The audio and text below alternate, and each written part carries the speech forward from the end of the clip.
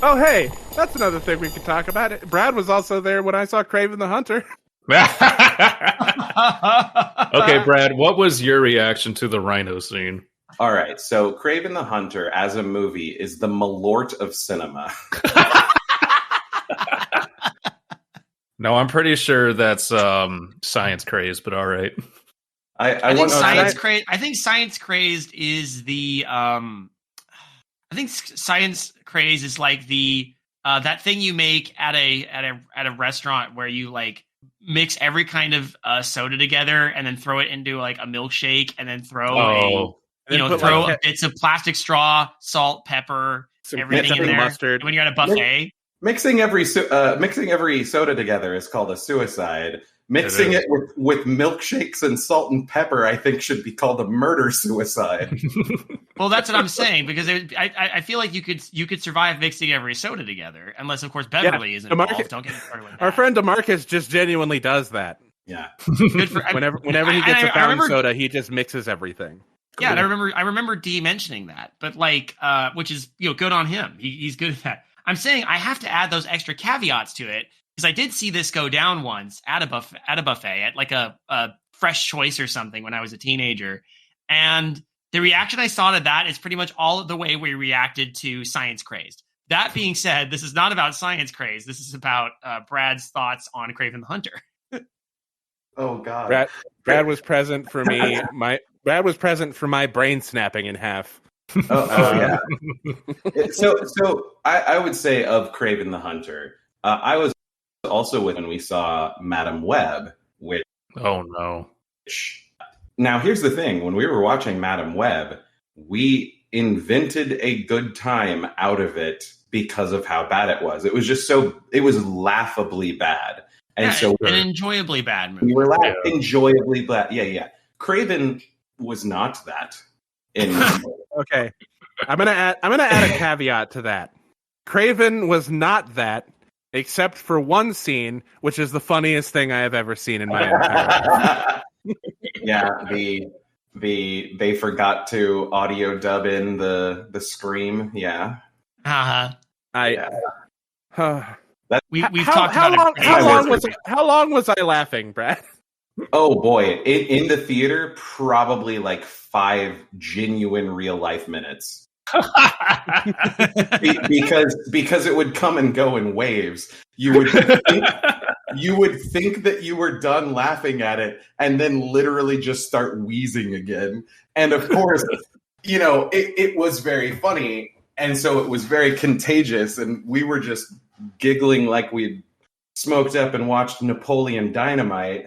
But yeah, no, that was a hell of a movie.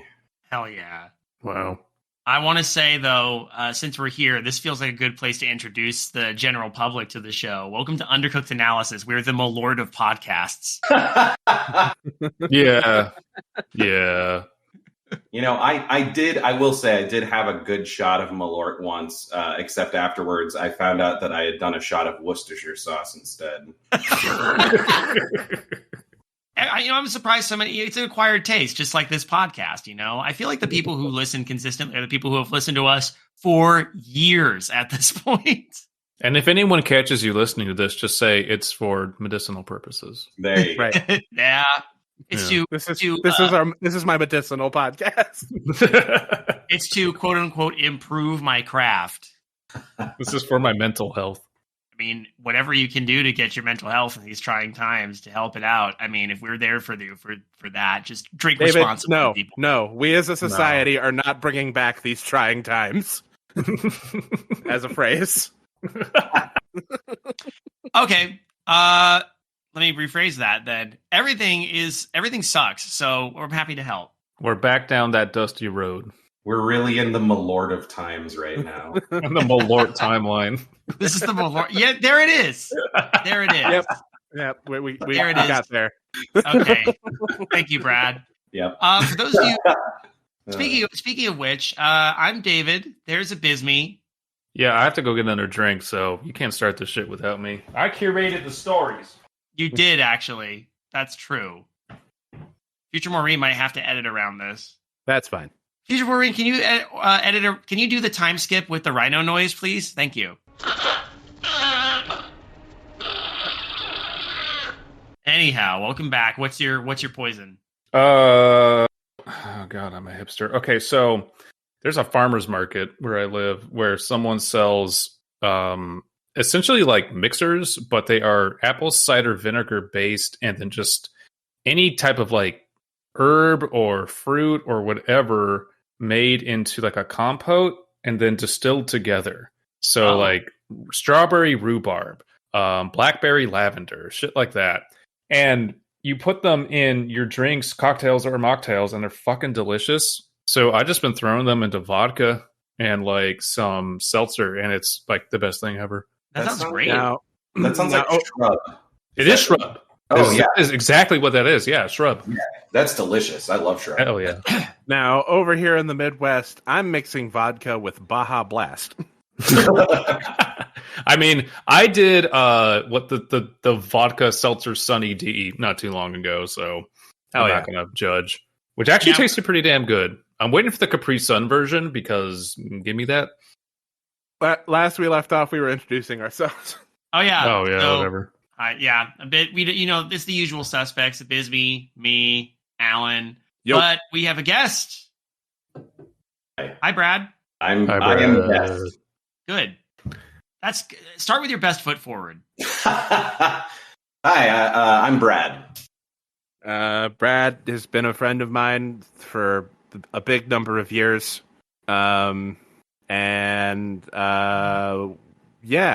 We wanted to get him in on this story because we're going to these stories because we're going to be reading a repeat contributor to this show. Mm-hmm. And I haven't read any. I don't know what these stories entail, but we have had experience with this author before. And Abysmii graciously volunteered to present these to us. The author has in the past sort of given us carte blanche to talk about their work. So I'm happy to revisit it. It's like kind of like a warm hug. Yeah. I like that. All right. If you will all direct your attention to the voice chat, I will present the first story. All right. I clean up crime scenes while naked. Okay. Ooh, we are so back. So, Brad, the name of this user who's submitted several times to the show is Short Story 1. All right. Mm-hmm. Now, Abysmii, how many of these are we reading today? As many as I deem necessary. Yeah. I sometimes wonder if it was the right idea to literally hand you the keys to the podcast this time. But I think it was you're probably the designated driver. I've been drinking, so that's a bad idea. And the second bad idea is letting the Short Story 1 aficionado choose anything. So I mean, fair. You have yourself to blame. Are you saying we're not all Short Story 1 aficionados here? I think I've had the most conversations with them. Oh, yeah, that's right. I follow his work a little too closely. That's fair. Like, I think for you, when this all started, I think it dawned on me that it's less just a curiosity and more of a possible movement, but we'll get back to that. Yeah. I've adapted his stories into, like, narration. So much of a freak I am. But all right, Brad, if you want to start us off, please. Let's see. I'm a crime scene cleaner, and I've cleaned murder scenes and suicides, but what separates me from the rest of the other crime scene cleaners is that I do it naked. When I clean up crime scenes in the nude, I don't have a drop of blood or dirt on me, and that's why I do it in the nude. I'm so good at this job that even when I do it in the nude, I don't have a drop of dirt or blood or any meat matter on me. So that's why I get all the jobs. I've done some horrendous clean in mass murders to suicides while being completely naked, yet I had no drop of blood on me. So, Brad, I want you, since we're basically a quarter through the story, to give me your impressions of the author and their work. This reminds me of Gertrude Stein. And I will not clarify that. There's no need. No, that's a valid criticism. I like it. All right. Okay. Do you want to do me, then Alan, then David? Yes, let's do that. All right. I am also dealing with some personal trouble, though, and my younger brother, who is accustomed to being in camera all of the times, has a psychotic breakdown when he enters a room with no CCTV or camera recording it. He likes being recorded, and when he isn't being recorded, he feels like his movement and existence is being wasted. When I did a crime clean on a murder while completely naked, my brother called me as he was completely freaking out about not being recorded. What a weirdly specific neuroses. Interesting. My movements are being wasted, he shouted at me, and as I was temporarily distracted, a drop of blood went on my body. Luckily, it didn't affect my reputation as I have been doing cleanups while completely naked for 20 years. This was seen as me being human and occasionally not being perfect. Then more competition came onto the crime cleanup scene. A guy who finds chopped off arms sews them onto his body, and the arms start to work. He is able to clean up much quicker than me because he has multiple arms which he sewed onto his body. Even though he is quicker than me, I am still more efficient as I get no blood or dirt on body, while I clean up naked. Once, when I was doing a cleanup in the nude, he came onto the scene with 2 new arms. I became horrified, as I knew where those 2 arms came from. They were my younger brother's arms, since he is the one who doesn't like not ever being recorded. My little found himself in a room with the cameras, and he started to freak out. He then took his own life, and this guy was called to clean it up. He chopped off my brother's arms and connected it to his own body to clean up the scene. This competition is so on. Good. Great. Perfect. Excellent. I can't. No notes. Hold on, what's up, Brad? What's up? You feeling good? Feeling all right? Yeah, that was very spooky. That was I didn't expect right out of the gates for the stories to get so spooky so quickly. Yeah, well, we don't mess around on this podcast, so neither does Short Story One. There is one comment on this story in the subreddit, and it is, damn. By Free Drugs 44. This was posted as of this recording. This was posted 10 days ago. This is like the freshest Short Story One. Almost the freshest. Oh, only the best for our guest. Yeah, only the finest cuts of Short Story One. Exactly. Mm-hmm. Well, I mean, now that we've done the whole thing, though, I would like to get Brad's whole impression. Okay, so yeah, I like the themes. I feel like there's an element of exploring psychosexuality with being nude while doing something as horrific or gory as crime scene cleanup. And I also think that there's an interesting message about legacy with his brother wanting to be recorded at all times. And I feel like maybe that's something deeper within the artist's spirit coming to the foreground. This is who maybe they don't want to be forgotten. And so they are writing prolifically. And there's See, an interesting wrinkle to what you just said is we started reading Short Story One stories very, very frequently on this show, and then decided we were going to take a break.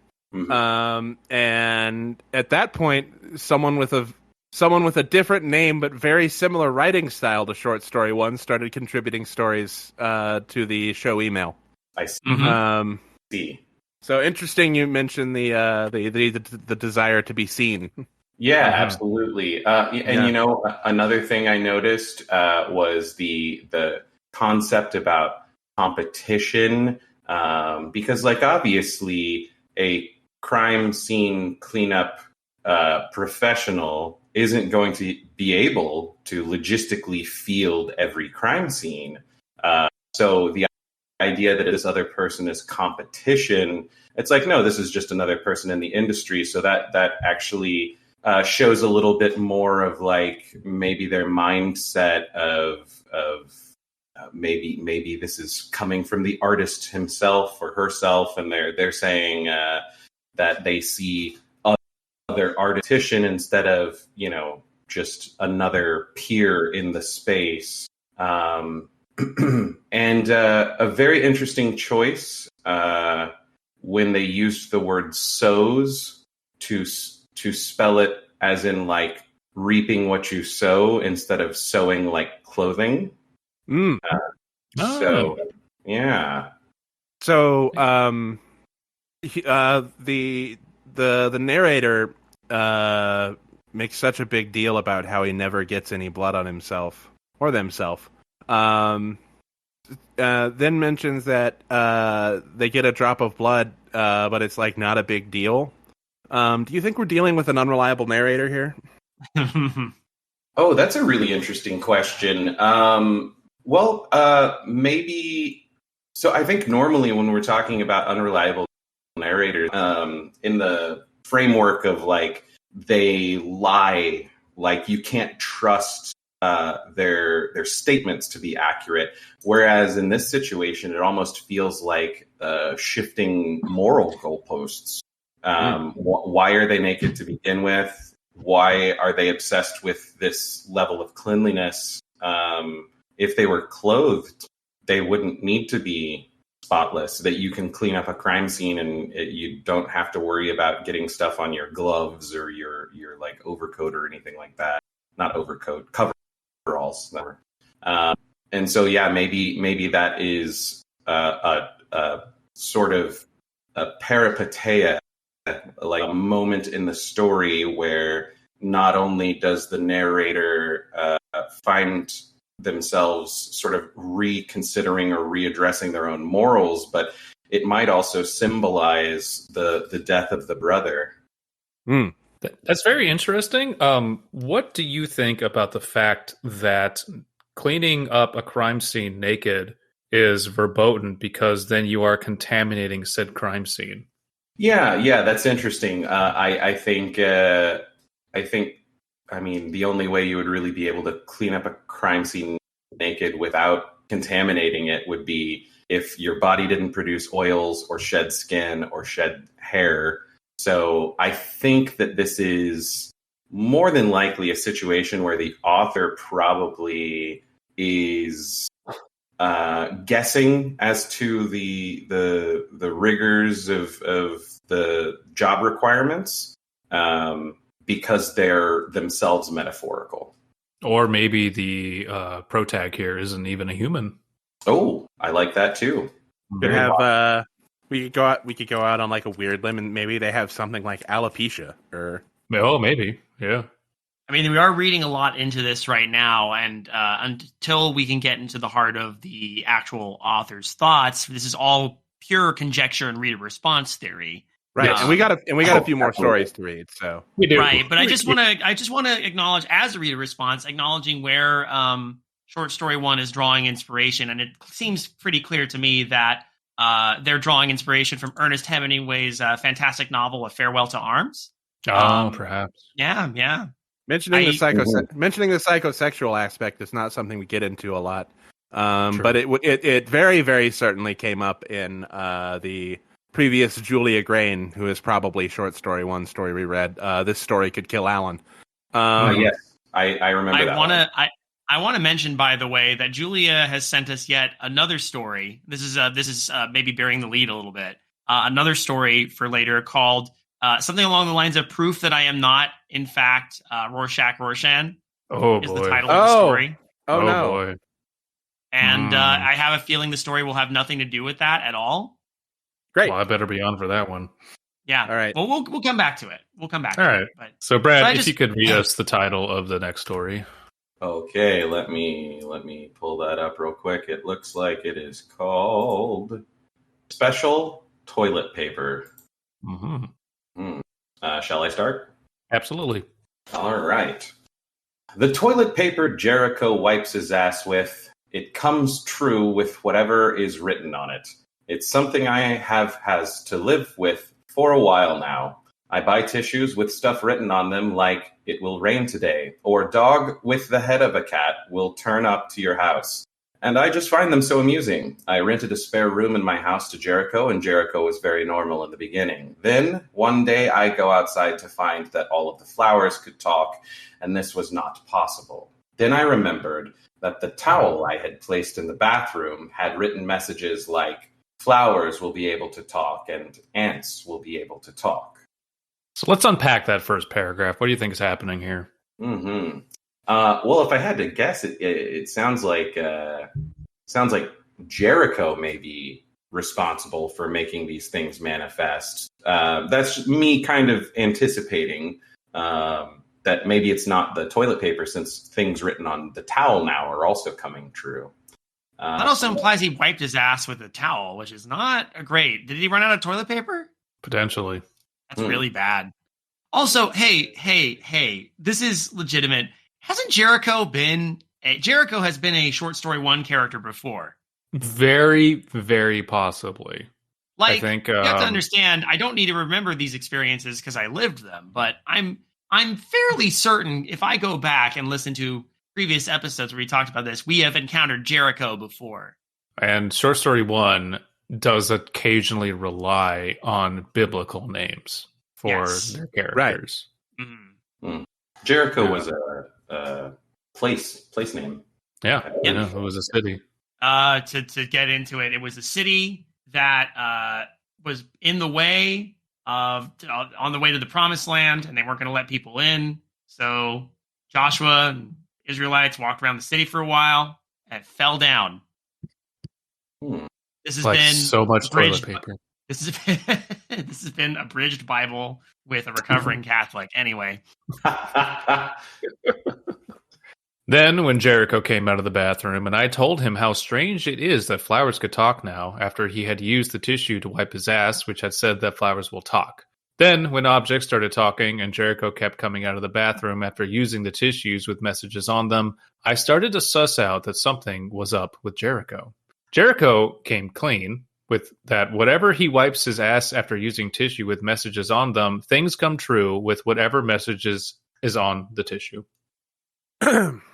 He begged me to get tissues with nothing written on them, but okay. Sorry, I'm pressing the ejector seat on the bit now.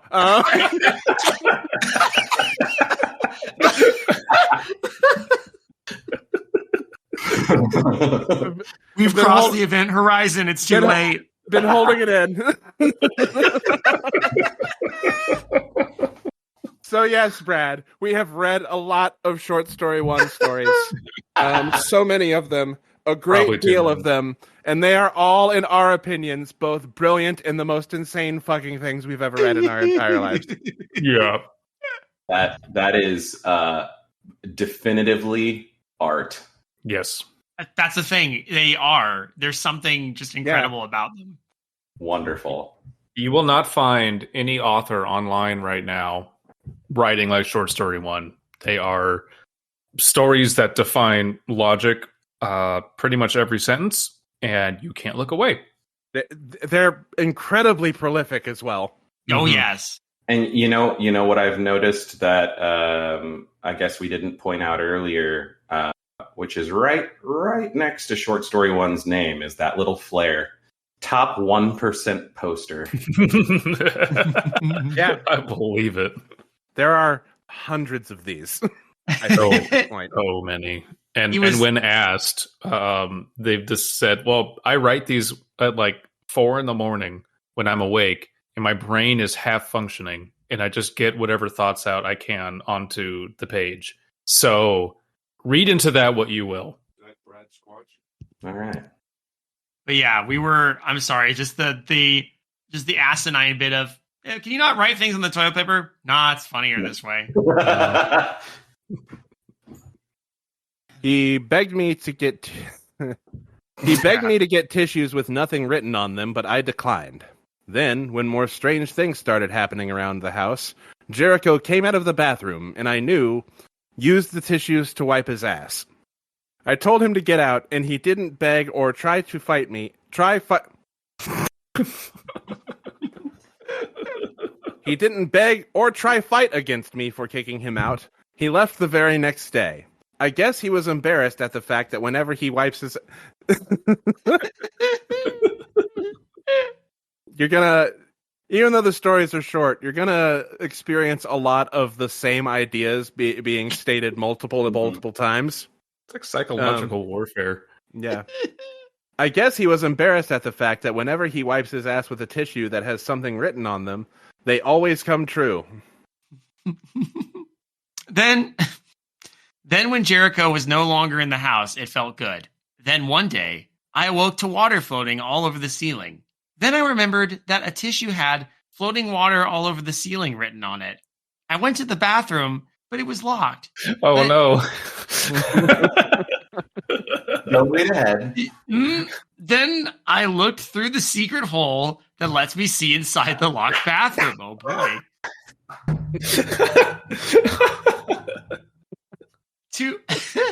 To my shock, there was no one inside, and this didn't make sense. I went upstairs to see if there was still floating water in the bathroom.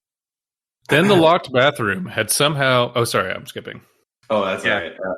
Then the locked bathroom had somehow unlocked itself inside, and so who or what had wiped its ass with one of these tissues? Then I found more weird stuff coming true, like statures singing, and this was also written on the tissue paper.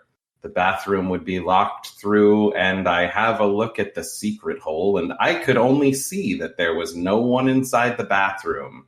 Then the locked bathroom would open all by itself. Then I found a random body, which half of its body was through my bedroom floor, and the half was through the living room ceiling.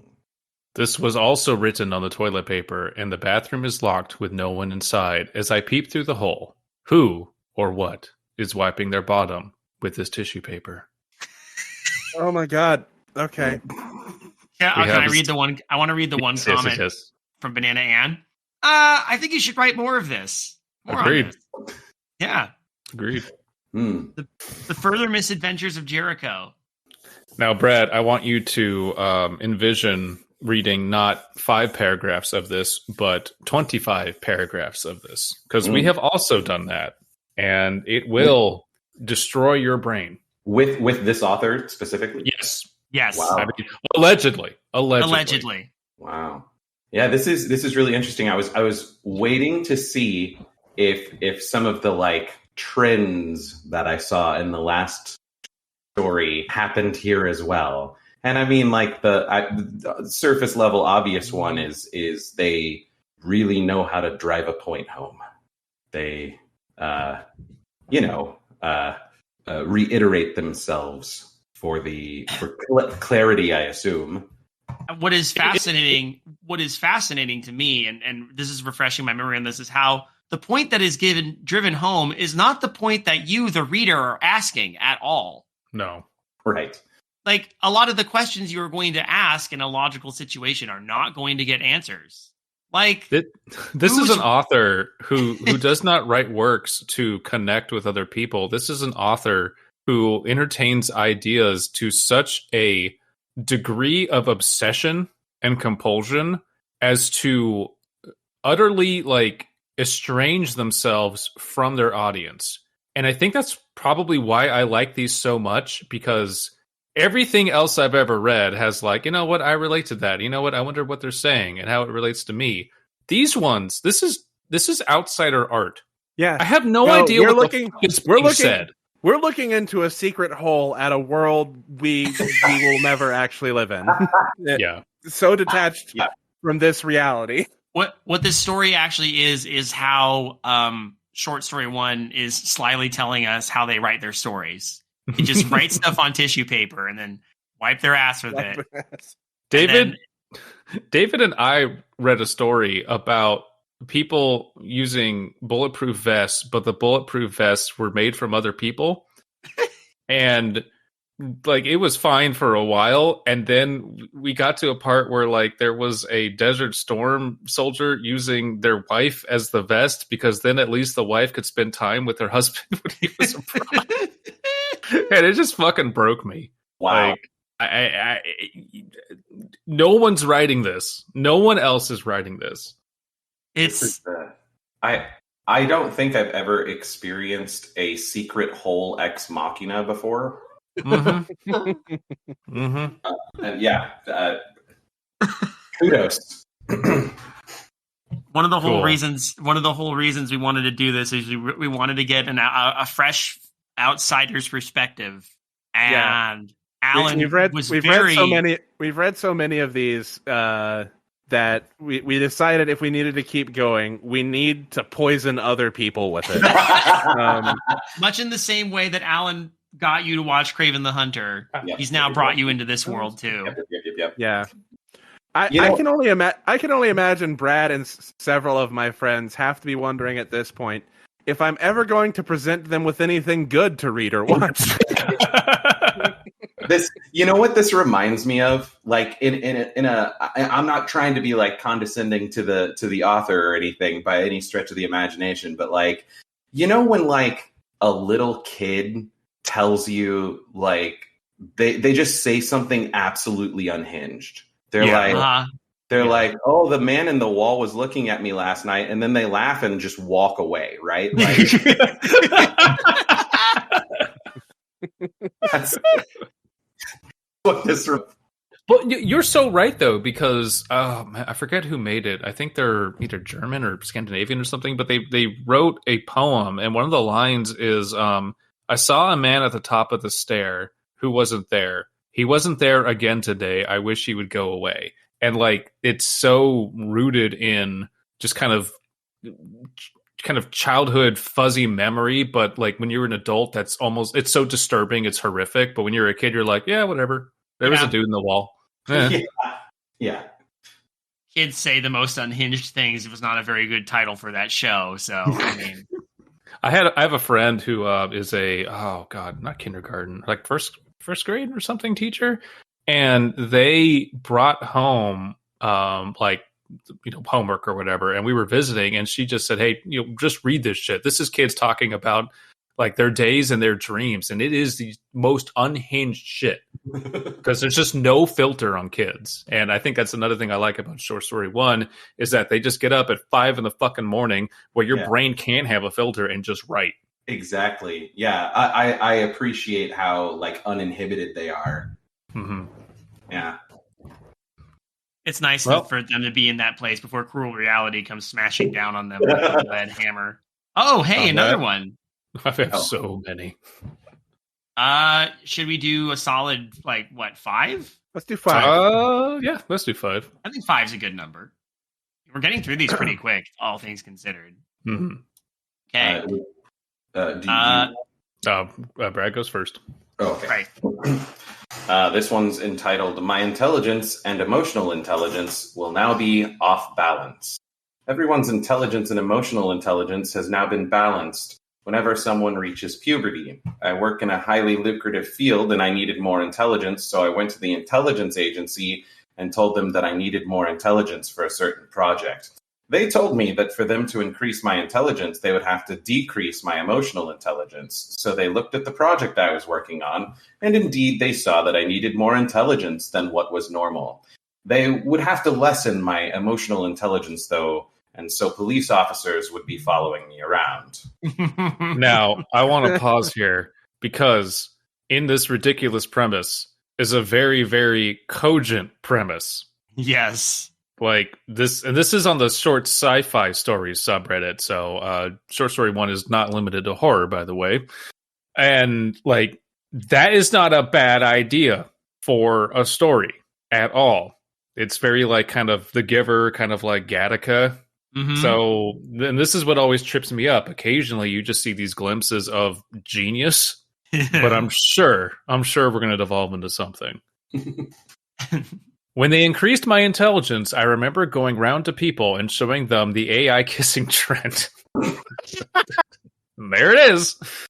It was them kissing their children or someone related to them. They got angry at the fact that I somehow managed to get a picture of their relatives, kids, and close members. The police had a word with me and told me to control myself. Since the dawn of humani intelligence and emotional intelligence were at constant war with each other. So when we invented something that could balance the two, it made things more better. Okay. It's Okay. It sounds like, not to interrupt, but it sounds like they are equating a sort of like control of their own, like what's the word I'm looking for? Control of their impulses as a function of emotional intelligence, which I find and they're tying emotional intelligence to both impulse control and morality. Questioning ethics over the pursuit of science. Nature or nurture? Then I remember kissing strangers on the lips. Emotional intelligence is knowing you shouldn't do this, I guess. I mean, sometimes. And the way they were acting, it was so strange. Like, I would go up to a stranger and just kiss them. Then they would start becoming so angry and upset. It was just a kiss, and they shouldn't be so angry, and they should just liven up. So I kept on kissing strangers. And their off-balance reactions got the police to have a word with me. They told me to calm down and just get on with my project. I have made headways. Yes, multiple headways. I have made headways and many leads with the super secretive and lucrative project. Good on you. Mm-hmm. Good work, bud. This paragraph is to me what's going through people's heads at my day job. They're kissing strangers on the lips. Well, just the lack of courtesy and impulse control and parasocial relationship stuff with some people at some of the. Anyway, I won't get into it. From all the lip kissing, right? Exactly. And I'm by this. I'm not talking about my coworkers. I'm talking about the average visitor. No. Okay, maybe not the average visitor. I'm talking about the average repeat visitor. Then I started to struggle with looking after everyone in my home. I had to do so much to look after them by feeding them and giving all of them necessities. Well, looking after everyone, I was still looking after everyone. And it's so stressful. I can't do it anymore, and I don't want to do it. The constant feeding and the amount of money that it takes to look after everyone, the responsibility of it all. They've increased the amount of police following me around ever since they reduced my emotional intelligence to increase my intelligence. Yeah, okay. The concept, Alan, you were talking about this being like a between intelligence and morality. That's really interesting that they're going there. Mm-hmm. I have made more further progress on the project, and my bosses are so proud of me. I will surely be remembered for it all, and in everything in life, there is always a give and a take. You can't have both things, and you can only have one. As I am trying to complete the project, which I couldn't have done without increasing my intelligence and lowering my emotional intelligence, the amount of people that I need to look after in my home now, it's disabling. Cool. We've done a great job of breaking some of this down. A lot of these down so far. But now we've reached a point where I have to say, what the fuck does that mean? What the fuck did any of that mean? This is where the redundancy creeps in. Yeah. Honestly, like, it's a trick. It's a trick because it sounds redundant, but then little other things get sprinkled in, and it just confuses you. Yeah. Honestly, reading these sometimes just makes me want to dance like a legless horse. Okay. Yes. Okay. Yeah. Yes. Okay. Dance. I do remember Dance Like a Legless Horse. Brad, at one point in a story we read, was that the one to kill me? Yes, it was. Yeah. They submitted a story called "This Story Could Kill Alan." Well, allegedly the same author under a different pen name. I listened to that one. Oh, okay. Yeah. They multiple times used the expression that someone danced like a legless horse. Like that's just a thing you say. Yeah. Fucking baller line, though. It is, right? Awesome. Dance like Torsey the Torso Horse. I think I'll be held to spectacle. I think short here, the like redundancy that you guys are talking about. To me, it almost reads like stuttering. You know, like especially in this last paragraph, it is like oh, you know what they say, you can't have it all. You can only have one thing, and it's just give or take, and it's just, but like it's that sort of like, like almost like reassuring sort of like repetition. Yeah. Yeah, and is it for our benefit or is it for the author's benefit, just or the narrator's benefit, I should say, to remind themselves of these things? Yeah. I do have thoughts on the deeper meaning of the story, but I think I want to read the last paragraph. Yeah, let's put a But bow on it. When it comes to why I said what the fuck is actually going on, I direct you to the end of that paragraph. The amount of people that I need to look after in my home now, it's disabling. Who? What?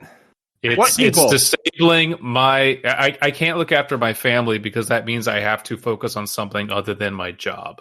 Right. Oh. Well, I can't be emotionally invested in it. Okay. Then the police break through my door and they release everyone that I had Okay. Holy Okay. shit! No. God damn! I'm sorry. What the fuck were you saying, Abysmii? Case in Never point,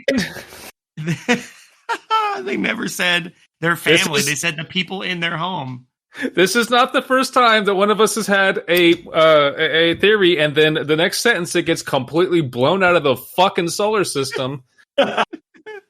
Oh, okay. Then the police break through my door and they release everyone that I had kidnapped and trapped in my home. I felt an instant relief of pressure when I didn't have to look after them anymore. My intelligence and emotional intelligence is going to be balanced again. Holy shit. I wonder if there is like maybe this is just for the story, or if this is from the author. I don't know, but there is like a sprinkle of like that anti-intellectualism that actually crops up a bunch in sci-fi stories. Yeah. So like, cool. Yeah. No. Like, all joking aside, again, there are just little nuggets of genius writing in a lot of these stories, and this is like kind of up there with THX 1138 of just, kind of dystopian control of people's emotions and intelligence as a way of societal manipulation. This is not like, if you break it down to its basic tropes, is not unheard of. It's just presented in a very absurdist manner. Yeah. But again, goddamn, every time we read one of these, I'm like, I've read them all before. I can't be surprised again. But no. What's the Christian Bale Gunkata movie? Oh, Equilibrium? Yes. Yeah. Yeah. I thought about that too. This is the best. Yeah. This is my favorite of the ones you've read so far. This is great. This is damn good. This is damn good. Wow. It really like highlights some of the like I guess tropes, some of the themes that they keep using throughout their stories. There's like the obvious ones, the repetition, but then also there's always some little weird maybe it's fringe and sort of unpopular to write about, or maybe it's like bordering on like psychosexual, but like between doing like cleaning crime scenes, but I'm naked, and this one, and like the one where it was like you can wish for anything by wiping your ass, and this one, this one's I became more intelligent, and that made me want to kiss strangers. So yeah, there's that element there too that I think I'd be interested in seeing if it continues through to the other stories as well. Very little is off limits with these stories. I do appreciate. What if there was a version of that Bradley Cooper movie where he had the smart pill, where instead of anything else that happened in that movie, he just went around kissing and kidnapping?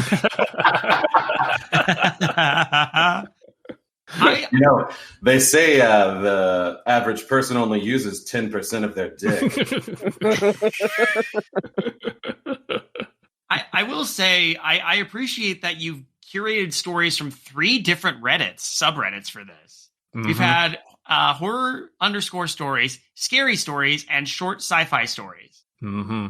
Wow. No, I'm very proud for my boy for branching out into as many subreddits as possible. Using boy in a gender neutral term. Absolutely. Yeah, no, like until that last paragraph, I was like, you know what? This just described, because I used to live and work in Silicon Valley, and I cannot tell you how accurate the show Silicon Valley is. That's not a parody. That's not an exaggeration. That's how those people are. That is just real life. And there is something that happens to someone when they just get so wrapped up in business and tech and just doing this that they lose parts of their humanity. It is absolutely a thing. So that's where I was kind of thinking this was going. And then that last paragraph hit and all that went out the window. But, you know. Still got me thinking about all them tech bros that are messing everything up right now. Exactly. I think you could still sort of argue that, like, you know, the thing that you're seeing in the Silicon Valley people are that, like, level of obsession. Yes. And, like, I think that's here too. It's too short a story for them to really get into it. But sure. You know. It almost comes off as we're delving deeper. It almost comes off as emotional intelligence is knowing that it's not having emotional intelligence. It's like essentially sliding into narcissism a little bit. Yeah, no, it's losing your ability to relate to your fellow person. Yeah, and that's again, and kissing them on the mouth. Prophetic. Yep. But only kissing them on the mouth because you want to, not because you know that they will enjoy it as well. It's just because, like, why should they be offended? It's not like anything bad's going to happen. That's a narcissist. Yeah. I'm a good kisser. Yeah. Why doesn't anyone realize this? Yeah. They should feel good that I kissed them. God, that's all terrible. Right. Okay. So we're going to go to something a little bit more, I don't know, it's kind of a little bit more tame, a little bit more palatable. So go ahead and read this, Brad. Alrighty.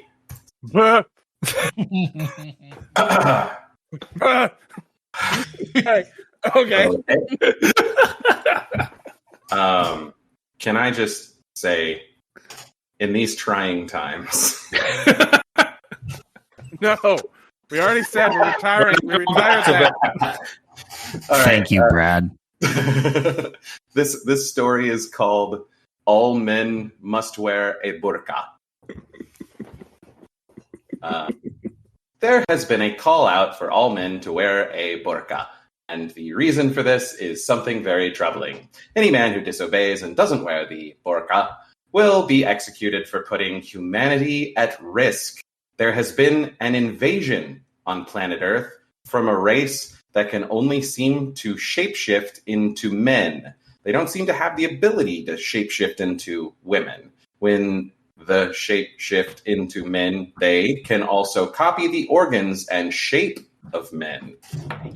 Through shapeshifting into men, they then sleep with a woman, and within hours, the woman will give birth to monstrous creatures. Oh, fuck, it's science crazed. There's something that has to be said about laying out a premise. This fucking B-nanners in a single paragraph. Like, this is the story that gets started and someone goes, "Let him cook," and everyone else goes, That's the point where it says "Let him cook," and then I point to the name of the podcast. Well, okay. So I want to tell everyone. This has 12 upvotes and 5 comments. I want to read the comments at the end of this. Mm-hmm. So we'll this resonated. This resonated because Short Story 1, for better or for worse, comes up with a story, and the response to it is, "Should you write this?" Is the response to that is, "Fuck you. I already have." So, as allow the men in my area that have been wearing men wearing burqas in your area, one man was seen walking without a burqa. Everyone started shouting at him, and they demanded that he wear a burqa because one of these alien races will shapeshift into him. The man, though, kept walking defiantly and kept ignoring the public outcry for him to wear a burqa. Then the police came up to him, and the police officers were also wearing burqas. Just turned into an Ali G sketch.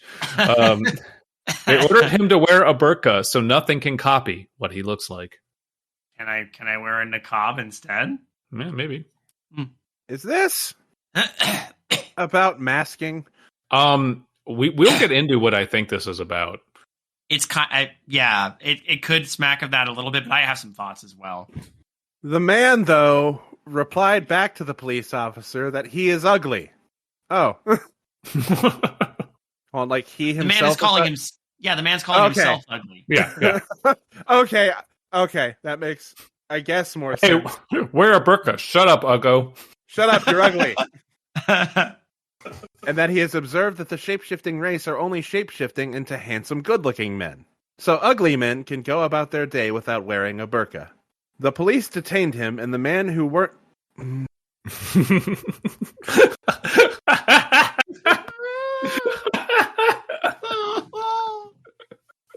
The police detained him, and the man who wouldn't wear a burqa kept shouting, "Ugly men don't have to wear burqas."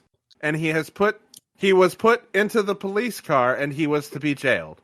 He will go to court, and he will stand before a judge who will decide whether or not he will be executed. When the shoe is on the other foot. Oh.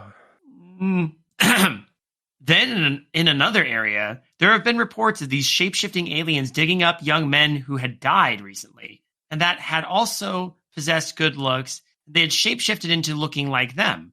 Then it was clear that these aliens were shape-shifting into good-looking men. So only good-looking men had to wear a burqa. And if you weren't good-looking, you didn't have to wear a burqa. The guy who was previously arrested for not wearing a burqa had been let go. Then one day, the public started shouting and pointing at a man who was deemed good-looking, and he wasn't wearing a burqa. Everyone and berated him. Then one of the aliens had stepped out in public to shape a handsome-looking man. Everyone ran away and screamed. Then, as the alien tried to shapeshift into the handsome-looking man who wasn't wearing a burqa, the alien was struggling to shapeshift into him. Then, when it did, the alien felt something wrong with its organs, and something was all off. The alien started bleeding out purple gooey-like blood substance. Then it was revealed that the handsome man was in fact a woman, and these aliens just can't seem to shapeshift into women. What? So no. Is it about masking? Is it about oppressive regimes that silence women? Is it about transmasking?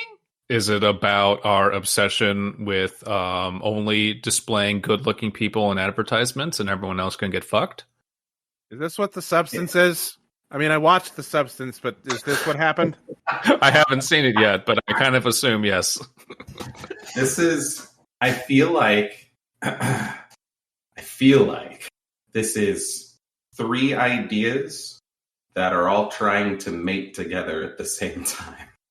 These are 3 ideas, tiny ideas in a burqa.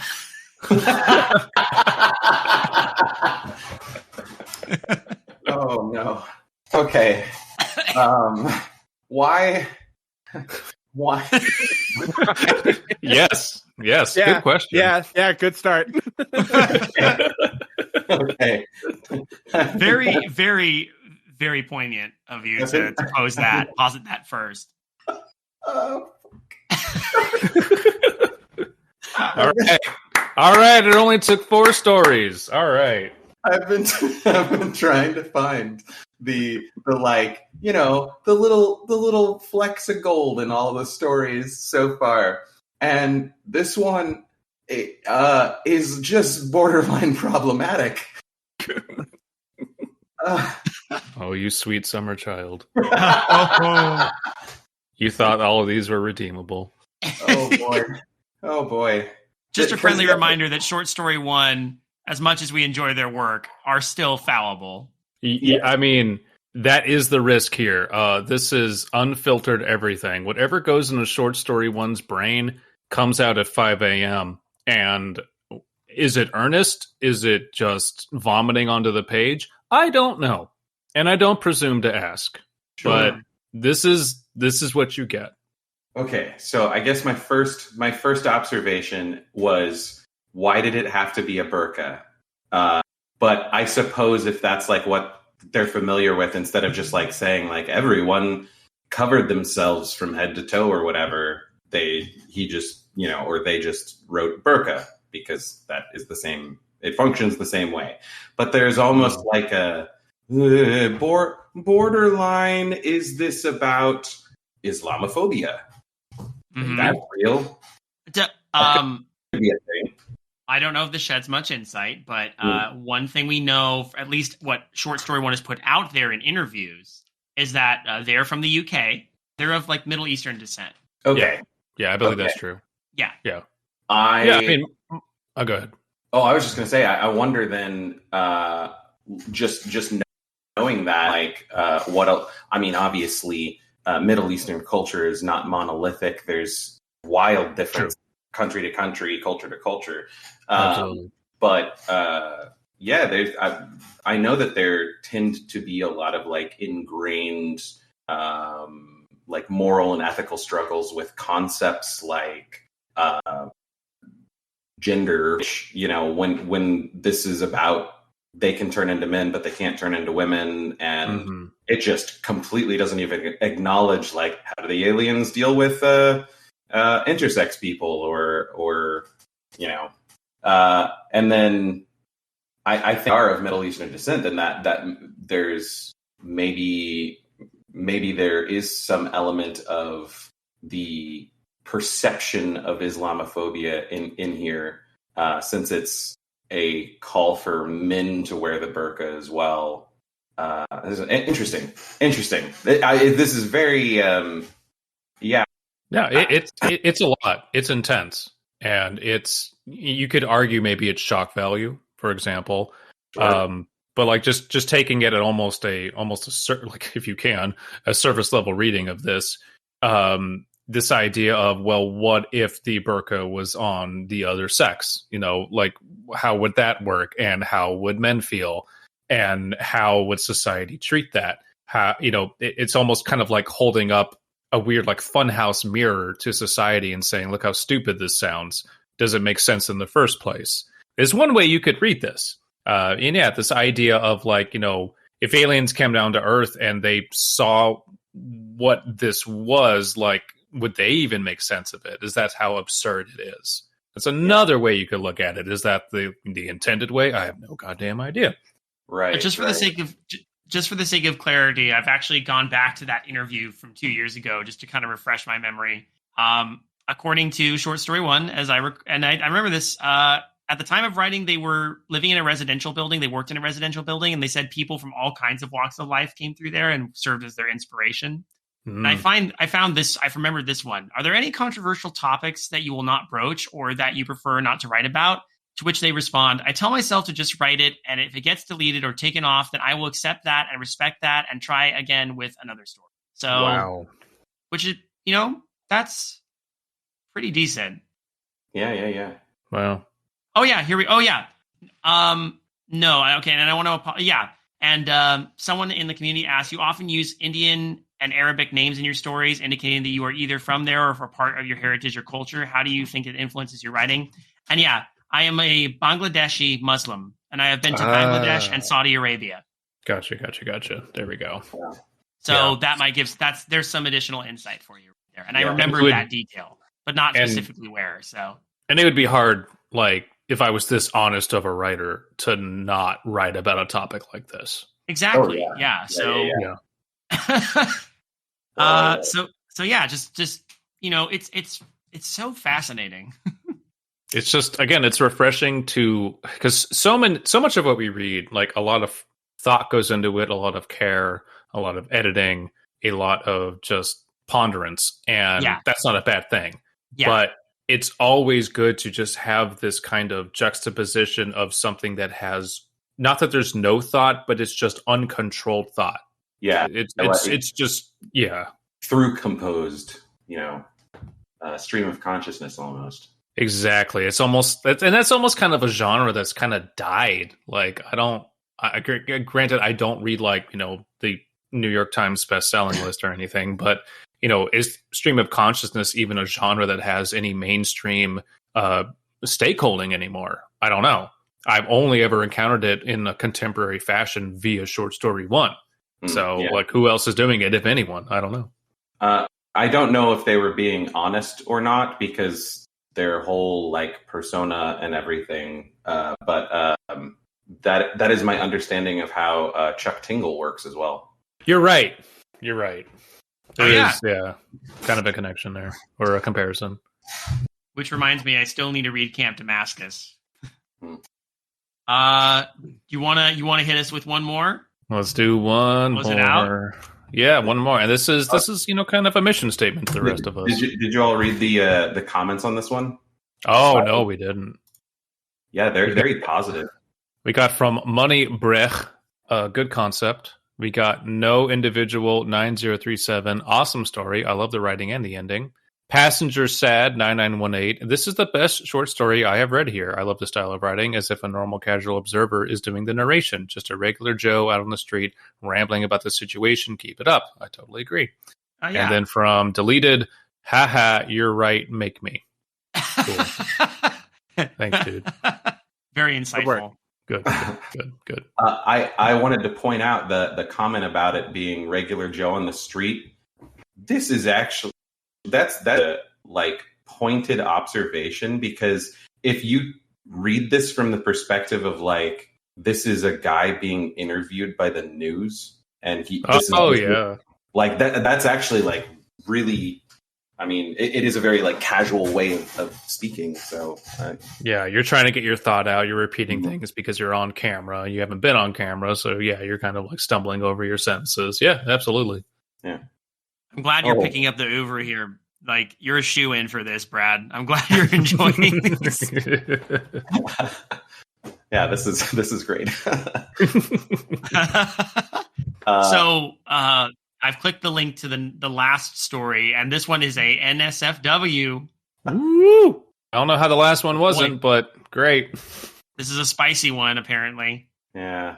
All right. It is entitled, "To move to the next day, we must all do something disgusting."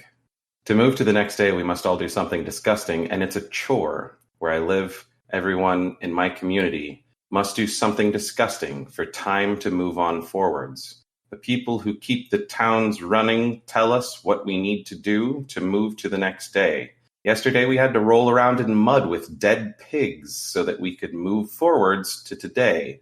Not everyone wanted to do it, and so the only people I am seeing today are the ones who rolled around in mud with the dead pigs, and it was disgusting. I do miss some people who are still stuck in Tuesday. Damn. This is wild. Damn. Okay. Well, I'm glad this one's last, because I think we got to the most bonkers one. Today I found out that for all of us to move forward to Thursday, we must bathe in decomposing human bodies. That was it for me, and I decided to stay stuck in Wednesday forever. I am not bathing in decomposing bodies, and I do not care about the consequences. All that will happen is that the day will keep repeating itself until I bathe in decomposing bodies. I am sick of doing this, and just because you are in a day that keeps repeating itself, you will still age and become sicker more quicker than if you moved forwards. So it's kind of like Groundhog Day. But there's no happy ending. No. It's Groundhog Day, but the consequences of like being stuck in the loop are actually more tangible. Yeah, they're real. Yeah. They are, and the fact of the matter is, unlike in Groundhog Day, where clearly he had to learn a lesson in order to escape the loop, there's no lesson here. You just have to do something gross. Mm-hmm. Damn. Yeah. One guy who decided to stay stuck in last Sunday decided to move forwards by doing all of the disgusting things required to move forwards in time. He was 22, and by the time he caught up to present day, he looked like he was 70. Jesus. Being stuck in the same day for too long will age you so quickly. I accepted that, though, and I wasn't prepared to do what was necessary to move forwards. I have always wondered who always prepares for us the disgusting things we need to do to move forwards. That is a eminently proper question from our narrator. Yeah. Like, who is going to prepare the decomposing human bodies, and who killed the pigs that we rolled around yesterday to move forwards to today? Then I saw someone appear in front of me out of nowhere. This person had killed someone, and I saw more people appearing out of nowhere, and they too had killed someone. What? Okay. Then I realized those will be the dead human bodies that we would have to bathe in to move forward to Thursday. Those people, though, that appeared out of nothing, they're moving back in time and they're becoming younger. Some of them are hundreds of years old. Anyone here watch Tenet? Tenet sucked ass. This is a much better version.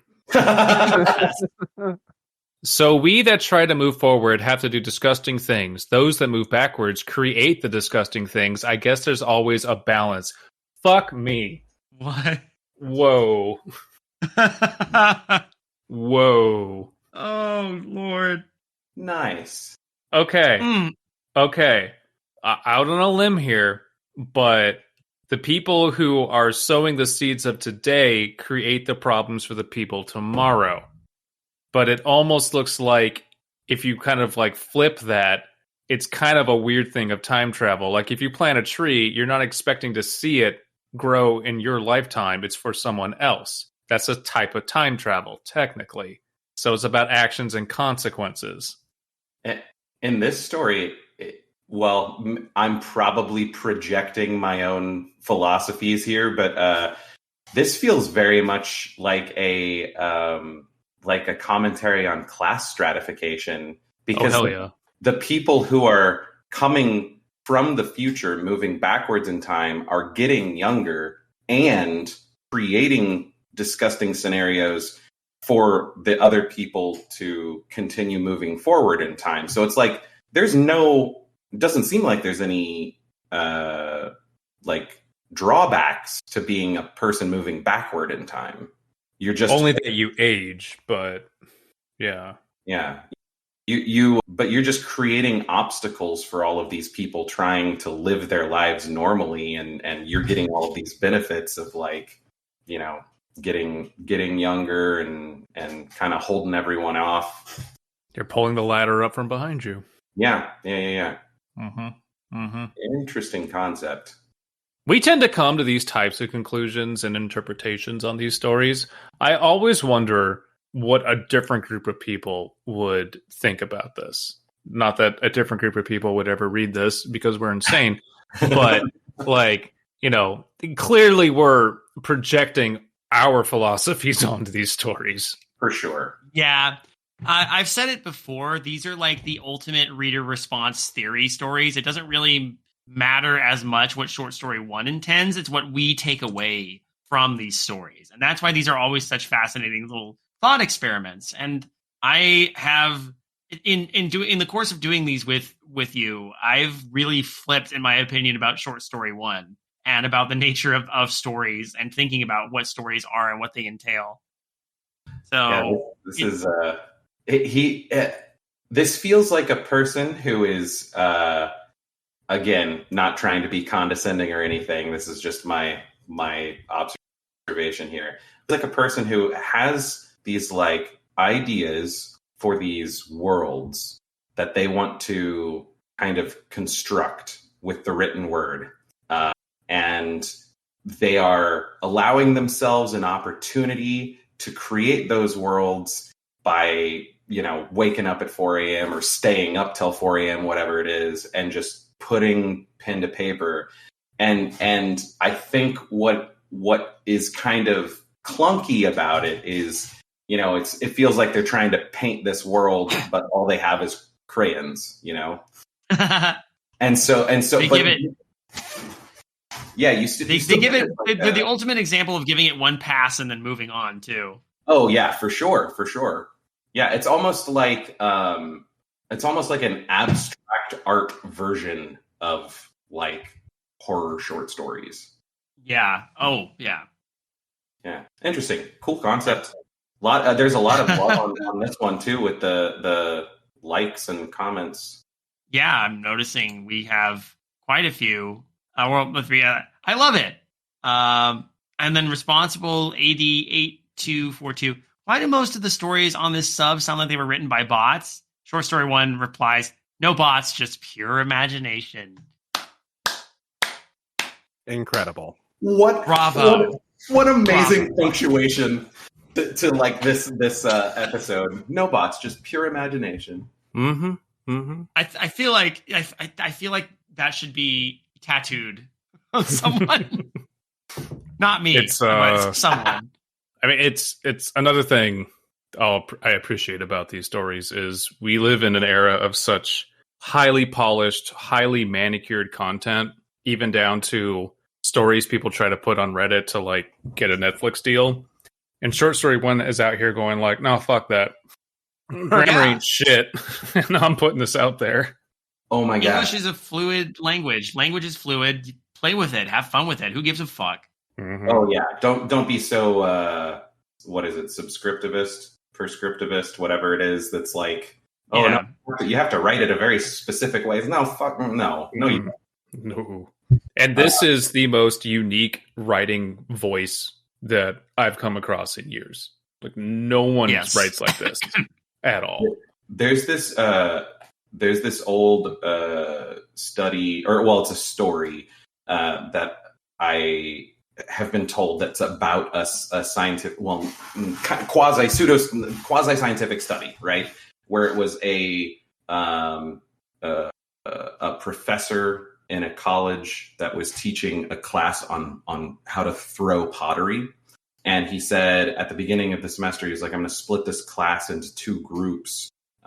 Group one, you are going to throw a grand total of one piece of pottery, but I'm going to give you all of the textbooks and all of the resources, and you can read them all as much as you want. And then at the very end, you get to throw one pot. And then the other group, he said, I'm going to give you none of the resources, none of like, you don't get to learn any of that stuff, but you can throw as many as you want to. And in the end, in this story, the people who got the practice were the ones who had the best finals because they just did over and over and over again. And that kind of reminds me of like what's happening here is like they always tell writers you're supposed to just write, just get pen to paper, just do it. You know, even if you don't feel like it, or if you're in a bad mood, you don't have any spoons or whatever, you know, just sit down and write something. And then, I mean, Short Stories out here doing it. Yeah. Oh, hell yeah. I saw a video. I don't even remember who it was from, but it was just like, hey, you know, it's okay to put out bad music. And I'm a musician. And they said, like, I just put out a bunch of albums that I know were crap. But the point is I just didn't think too much about if they're good. And so I won't finish them. But I've made a bunch of finished products and I'm building upon everything I did. That's kind of the point. Stop being caught up in whether or not this is going to be good or reach a giant audience or get you signed to a label or whatever. Because, you know, no, probably not. But that's not the point. Just make music. And yeah, I totally agree. Like practicing over and over and over again is a lot better than just doing it once and then worrying about if it's perfect or not. Yeah. Mm-hmm. Do it because it's fulfilling. Yeah.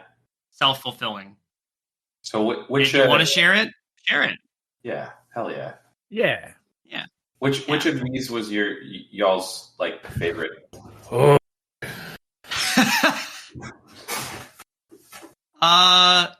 Probably still the emotional intelligence one. That had a cool twist. That's why I liked it. Yeah, that twist just floored me. It's hard not to love that one. And it's just also a good premise. Like I could see that as an episode of like The Twilight Zone or something. Yeah. The toilet paper one was probably the most unhinged, I believe, but that's just me. Oh, for sure. I mean, the toilet paper one's the spookiest because who's in the bathroom? We don't know. Yeah. Then who was bathroom? That genuinely reminded me, like structure wise, of the like old Victorian ghost stories. Oh. Oh my god! Picturing any of these stories with in a Victorian setting now is kind of brilliant.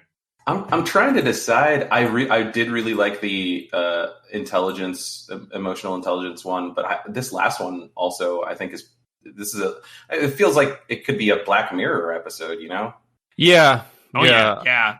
I've been saying for a while that like if there was a Twilight Zone like show, this would be it for a modern era. Well, I think we're reaching the logical conclusion here, having wrapped all this up. But man, what a nice feeling to read these again after a nice little hiatus.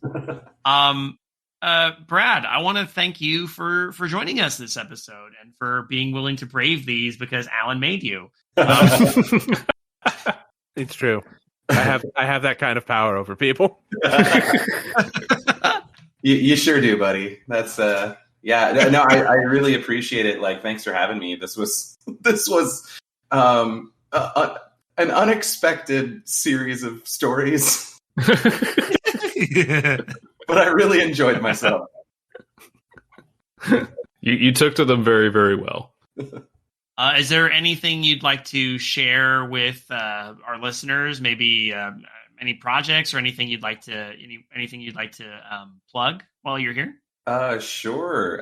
If anyone finds their way to Houston, or honestly, we're trying to tour more now. I'm in a band called Jukebox Trainwreck. We're an all-request band, and the joke is we'll play any request, whether we know it or not. Which is why Trainwreck is in the name. So if you want to see something like that in your city, find us on Instagram. Dope. Hell yeah. And hey, if you're a listener to this show and you're not a subscriber, hey, you can subscribe to us on your favorite podcast app or on YouTube, whichever you prefer. We're in all those places. You're probably listening on one of those things right now, since it's the only places where we share them. And if you haven't done that before, there's a lot of backlog here. This is a weird episode, but every episode is a weird episode to come into UCA with. Every single one. And it doesn't change much, even if you go back through the backlogs. But you may find something that resonates with you, and that's a good thing. We can also find us on Patreon, patreon.com/creative horror. That is where we talk about a bunch of other silly things, in which all our podcasts have a little bit of extra content, mainly the choice drags right now, but there are other things we have put on there over the years. And heck, if you like what we do here and you want to check out some of our other podcasts, some of our older podcasts, it's all on the Creative Horror Network at creativehorror.com. And we have a few active shows, a couple active shows, this being one of them. Thinking of finding ways to shift that eventually, but we'll see. We're only human. We all have day jobs. And remember, as Brad said, these are trying times. Good evening, intrepid listeners. This is the Pasta Shade, the host of Midnight Marinara, and this podcast is part of CreativeHorror.com, a network of podcasts and creators working together to build a constructive community of horror fans. For more content like this, visit us at CreativeHorror.com.